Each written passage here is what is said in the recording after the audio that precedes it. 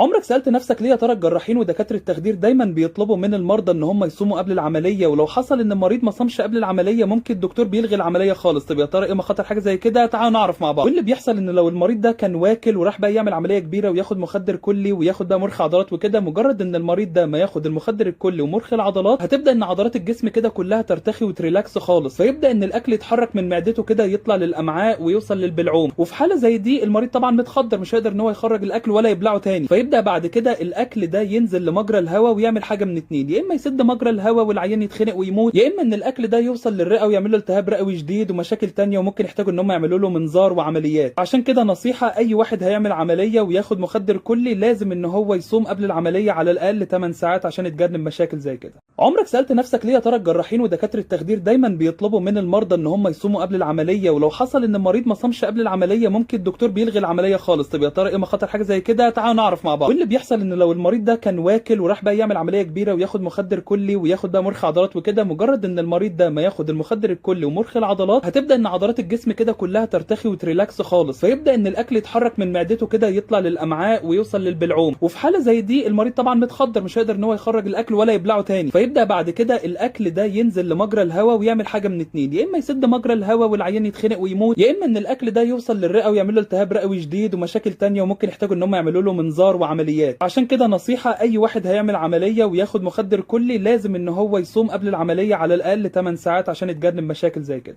عمرك سألت نفسك ليه يا ترى الجراحين ودكاترة التخدير دايما بيطلبوا من المرضى ان هم يصوموا قبل العملية، ولو حصل ان المريض ما صامش قبل العملية ممكن الدكتور بيلغي العملية خالص؟ طب يا ترى ايه مخاطر حاجة زي كده؟ تعالوا نعرف مع بعض. واللي بيحصل ان لو المريض ده كان واكل وراح بقى يعمل عملية كبيرة وياخد مخدر كلي وياخد بقى مرخي عضلات وكده، مجرد ان المريض ده ما ياخد المخدر الكلي ومرخي العضلات هتبدا ان عضلات الجسم كده كلها ترتخي وتريلاكس خالص، فيبدا ان الاكل يتحرك من معدته كده يطلع للامعاء ويوصل للبلعوم، وفي حالة زي دي المريض طبعا متخدر مش هيقدر ان هو يخرج الاكل ولا يبلعه تاني، فيبدا بعد كده الاكل ده ينزل لمجرى الهواء ويعمل حاجه من اتنين: يا اما يسد مجرى الهواء والعيان يتخنق ويموت، يا اما ان الاكل ده يوصل للرئه ويعمل له التهاب رئوي شديد ومشاكل تانية وممكن يحتاجوا ان هم يعملوا له منظار وعمليات. عشان كده نصيحه: اي واحد هيعمل عمليه وياخد مخدر كلي لازم ان هو يصوم قبل العمليه على الاقل 8 ساعات عشان يتجنب مشاكل زي كده. عمرك سألت نفسك ليه يا ترى الجراحين ودكاترة التخدير دايما بيطلبوا من المرضى ان هم يصوموا قبل العملية، ولو حصل ان المريض ما صامش قبل العملية ممكن الدكتور بيلغي العملية خالص؟ طب يا ترى ايه مخاطر حاجة زي كده؟ تعالوا نعرف مع بعض. واللي بيحصل ان لو المريض ده كان واكل وراح بقى يعمل عملية كبيرة وياخد مخدر كلي وياخد بقى مرخي عضلات وكده، مجرد ان المريض ده ما ياخد المخدر الكلي ومرخي العضلات هتبدا ان عضلات الجسم كده كلها ترتخي وتريلاكس خالص، فيبدا ان الاكل يتحرك من معدته كده يطلع للامعاء ويوصل للبلعوم، وفي حالة زي دي المريض طبعا متخدر مش هيقدر ان هو يخرج الاكل ولا يبلعه تاني، فيبدا بعد كده الاكل ده ينزل لمجرى الهواء